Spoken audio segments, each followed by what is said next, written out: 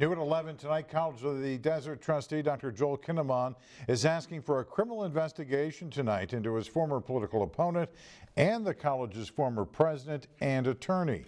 News Channel 3's Jake Gracia has more on Kinnaman's allegations that they used College of the Desert resources to attack his campaign. After Dr. Joel Kinnaman beat Aurora Wilson last fall in College of the Desert's Area 4 trustee election, he says he uncovered emails and billing records showing Wilson and the college's president using legal counsel and other college resources to impact his campaign.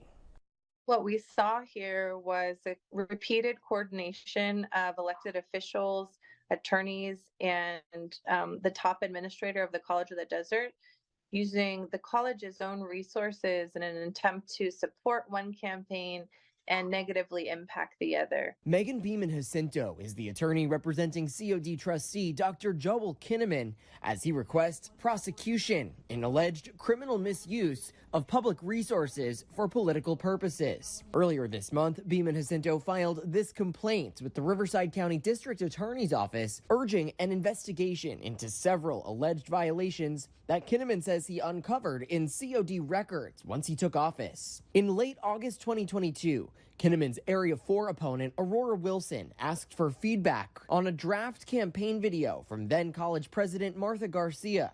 Garcia has since left COD. In September, Wilson asked former COD attorney Carlos Campos and Garcia if they could request a legal order from the county's registrar of voters to challenge Kinnaman's ballot designation. Kinnaman says billing records show COD was billed by its legal firm 1.4 hours on the matter. In October and November, communications showed trustee discussion about a COD lookalike website set up by Kinnaman's husband, for which college attorneys issued a cease and desist, citing copyright. It was internal COD inquiry and use of time and resources in an attempt to obstruct or interfere with Dr. Kinnaman's campaign. The district attorney's office confirms to News Channel 3 its public integrity unit has received Kinnaman's complaint. However, DA officials would not confirm whether any investigation is now underway. Each of the alleged violations carry criminal penalties if charged. It's now up to the DA and potentially a jury to determine what penalties or punishments apply. Jake Gracia, News Channel 3.